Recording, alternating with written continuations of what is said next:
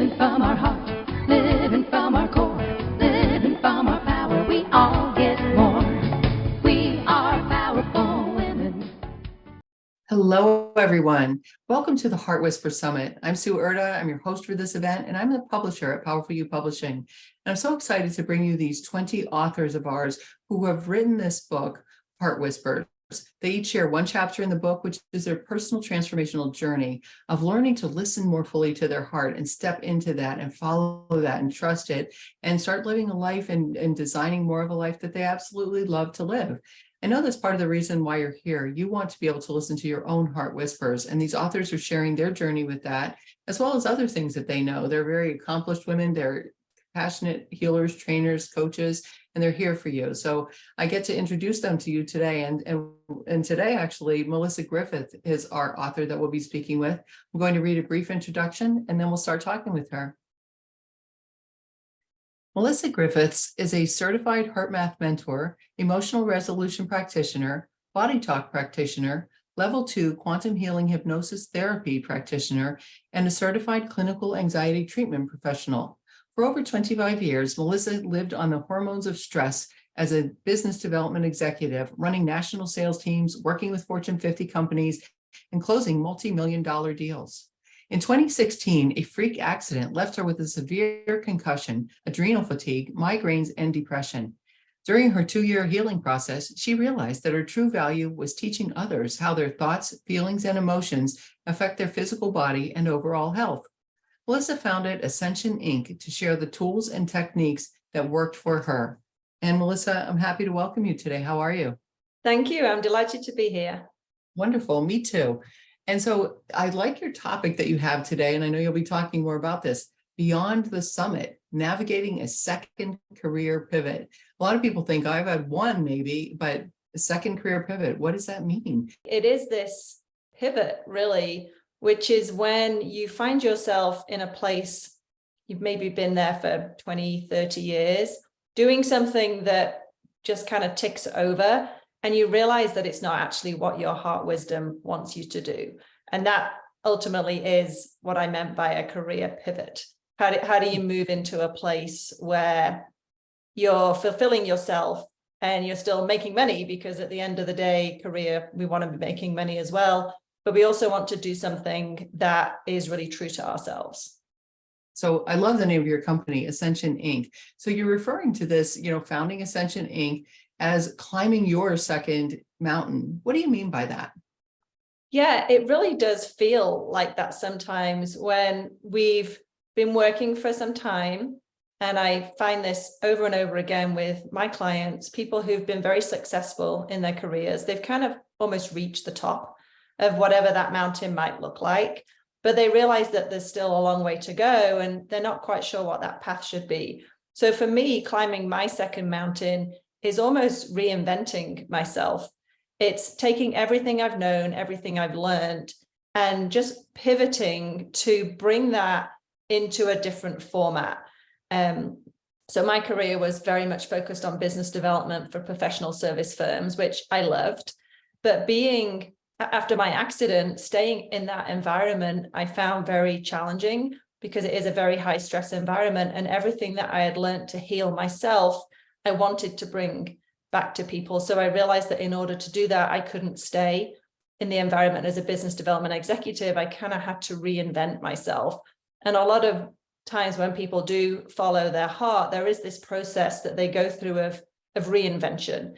And it's not forgetting everything that we've learned, but it's being able to use that and shift and pivot and look at, okay, what is really passionate to me now? What is my passion project? And where do I want to make the biggest impact and bring the most good?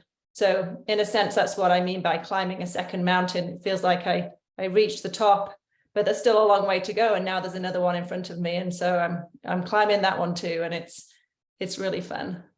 Yeah, which is terrific. And that's how life is. Life is just a continuum, right? It's one peak, the next peak, the next peak, the next thing. And I love that. And it's beautiful.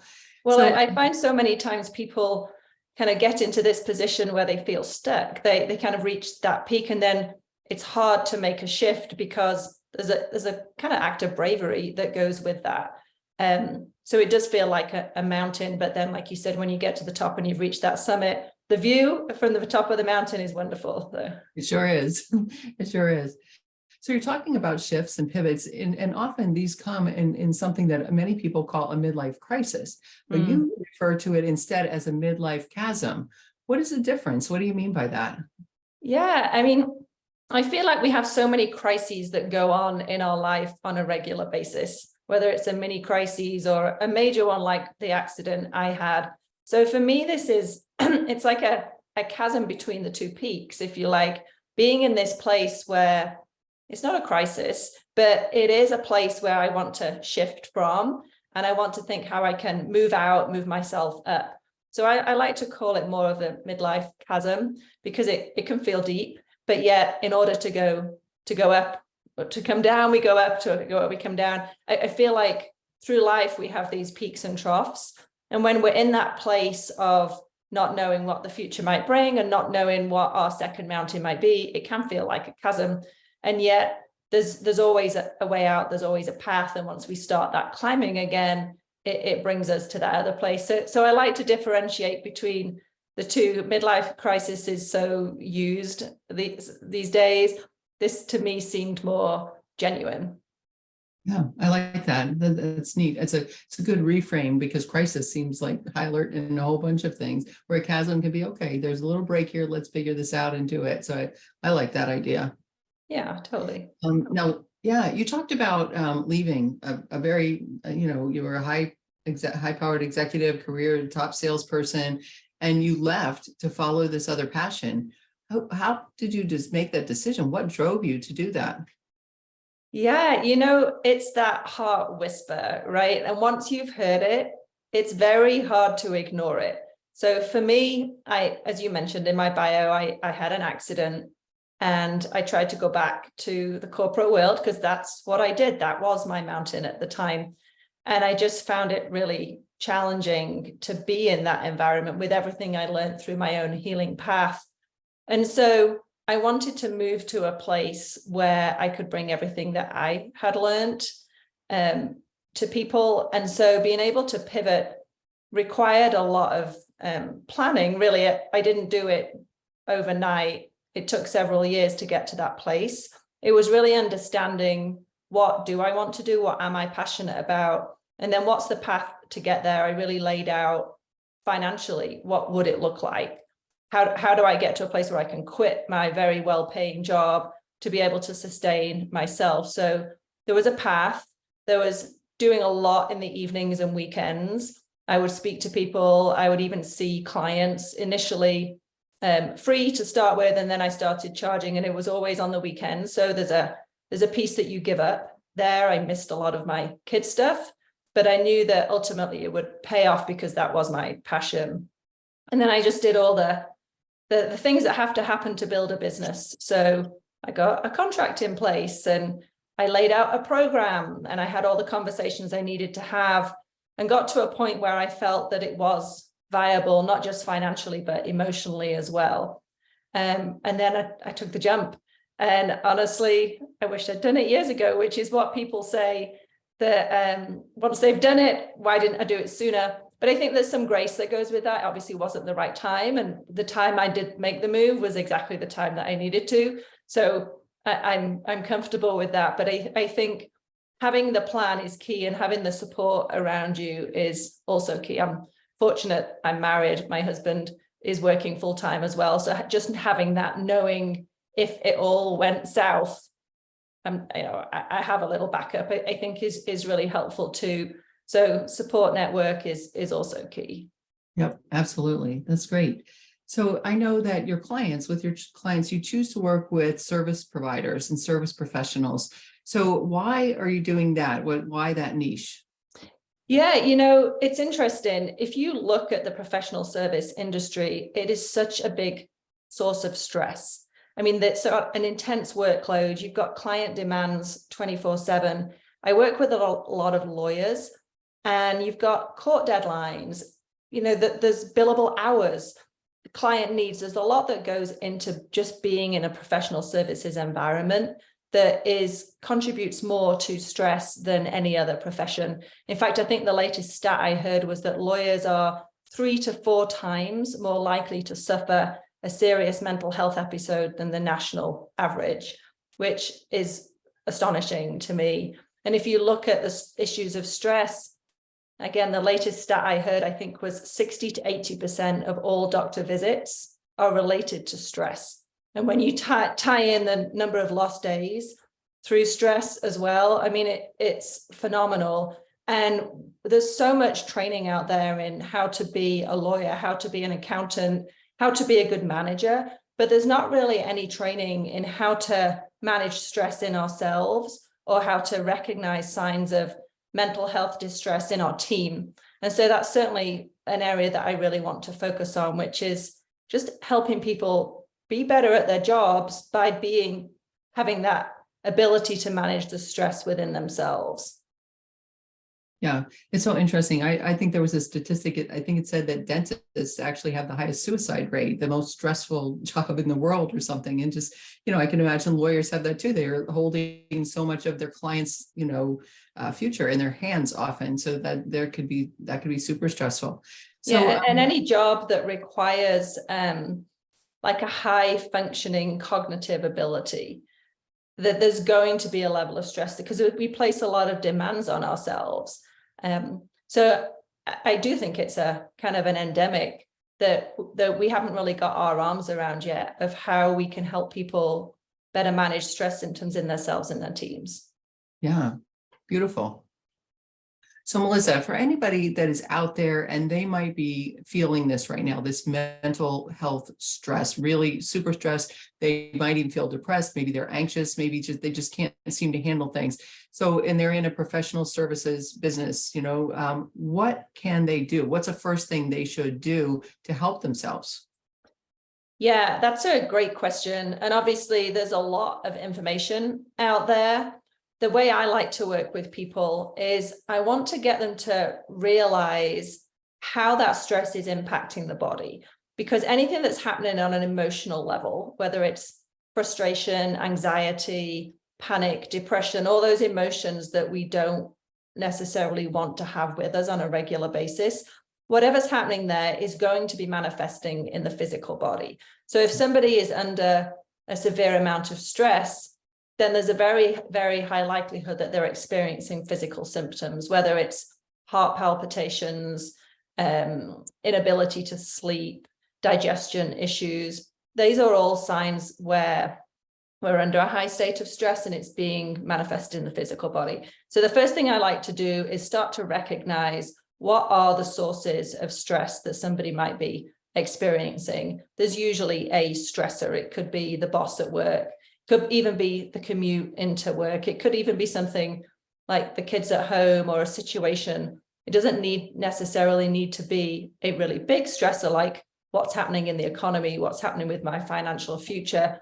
It can be very small. And when our resilience is so low to stress, then we are more prone to react to it when it comes. So the other area I like people to look at is how are they building their resilience to stress? What kind of things are they doing to kind of fill that inner battery, if you like, so that when an event happens, they're more capable of dealing with it. And that's things like making sure we're getting enough sleep, making sure that we're exercising regularly, and then looking at the stresses. And there's lots of different tools and techniques that I use and that are also available to the public. The HeartMath website actually has some amazing, which is heartmath.org. It's a free nonprofit website, and their research is really phenomenal into stress. So I would say start there, start to recognize what's affecting me and how does it make me feel?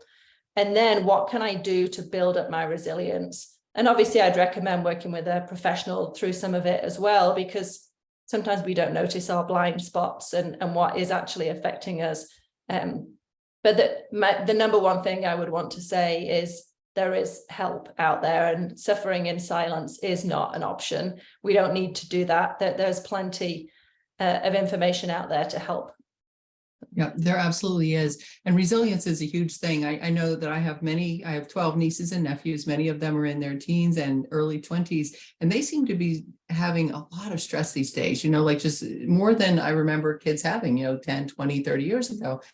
And I think that resilience is the thing that, really teaching resilience at an early age really would serve us through the rest of our lives as well. So I love that you brought up resilience, and it's about that. How do I bounce back? So that's what we want. Nothing is insurmountable necessarily with the mental health, especially. So I love that. Yeah, and teens really do struggle with that more than any other age demographic that I've seen. And I think there's just so much thrown at them. It's a difficult time anyway, being a teenager, and then having to deal with all the stresses that can accompany that. If they don't have the tools, then we see that effect. And unfortunately, depression is real in teens. So yeah, good luck with your nieces and nephews. Yes, thank you. All of them. Great. Thank you. It's been great having you as part of this anthology book, this process, this whole collaboration. Melissa, tell us why you decided to be a part of it, share your story, and do all of this. Yeah, I just loved that the focus was on listening to the heart, and also, I mean, the amazing collection of women being alongside those is truly humbling. But I think when people hear stories of people just like them, we're all normal people who've had an experience, being able to share that is so powerful, because I want people to see themselves in the collection of stories that they read in this anthology. And I felt like mine had a purpose in that I had an accident. It was a very traumatic time for me. I did go through the full range of all the emotions that nobody ever wants to have to live with, but there's hope on the other side. And coming out from it, kind of climbing that second mountain was so powerful. And I wanted to share that story for anybody who maybe is in a similar situation, who's maybe in the throes of a concussion and wondering if there's a light at the end of the tunnel. I think sometimes seeing that you're not alone, there's a light in the darkness, I think is really powerful. So while I know my story is probably not unique, I think being able to just share it is cathartic for me in many reasons, but also can help people who are maybe suffering as well. Yeah, it will. And it does. And your story is great. I've read all 20 stories in the book, and I loved your story. And I had talked to you about it also. And I feel the same way as you do, that there needs to be hope for people, because there is. And you're right, when you're in it, you don't know what's ahead necessarily. So thank you for sharing that. So Melissa, as a final question, I guess, for today, what is one thing that you would like to leave with our audience? If they're going to remember one thing from today, what would that be? I guess it would be that they're not alone, and not to suffer in silence. Because so many times, especially with mental health, it kind of has a stigma with it, and people are expected to just kind of buckle up and get on with it. And yet it's real. And that depression, that anxiety that people feel, they're not alone feeling that. And there is no shame in it. When you really look at how the body acts and how the brain takes information in, which is a bigger conversation than ours today, you'll understand that the way we're reacting is perfectly normal. Our body is trying to protect us with these responses that we have, and yet we judge them and we feel that there's something wrong with us because we're feeling them. So the number one thing I would want people to come away with is don't suffer in silence, and there is hope, there is a light. Just take the first step to getting there. Absolutely. And we're all in this together. We're all connected, energetically for sure, and spiritually and all of that. So let's help one another. So thank you for doing that. I appreciate that. And Melissa, I know that there are people that are listening now that are going to want to stay connected to you. Can you tell us how they can reach out to you and how they can stay connected? Yeah, I would love to chat with people who are interested. Probably the best way is my website, which is active-ascension.com, active-ascension.com. Or you're welcome to send me an email, which is melissa@active-ascension.com. I never spam anybody, and I respond to every email. So please do reach out. Wonderful. Thank you so much. Well, Melissa, it has been a pleasure talking to you today. I love this. I love that you are talking about mental health too. The more we talk about these things, the more it releases the stigma that is around this. So thank you so much for that. And thanks for being part of this whole collaboration. I appreciate you. Yeah, and thank you, Sue, for pulling this together. It really is important, and you've really found some phenomenal authors. So thank you for letting me be part of the anthology. Yes, you're welcome. And listeners, thank you. Thank you for paying attention to your own heart whispers. Thank you for being here, because I know you're on your own journey of personal transformation in some way in your own life. Take one little snippet from every one of these authors, and boy, you'll be making so many shifts and changes. You're just going to love what's going to happen in the next days and weeks. So do that. And be sure to buy this book, Heart Whispers, on launch day, which is June 22nd. If you come to our website, heartwhispersbook.com, we will guide you to the Amazon link for your country, wherever you are. You will see the book. The Kindle book that day is 99 cents. It is a wonderful special offer for you. So, and when you buy that Kindle book or the paperback on that day, you bring back your receipt number from Amazon to our website, you plug that in, and you will have access to more than 40 gifts from our partners and authors. And these are wonderful free gifts for you, different types of downloads, discovery sessions, meditations, free ebooks or tips, really wonderful stuff. You will love that. So for 99 cents, boy, it's a no-brainer. So definitely do that and listen to your heart. Follow those whispers of your heart. Read those stories, those 20 amazing stories by these 20 incredible women that are in this book. And you will find yourself listening and following those own nudges in your own life as well. So thank you so much. I wish you all a beautiful day. Bye for now.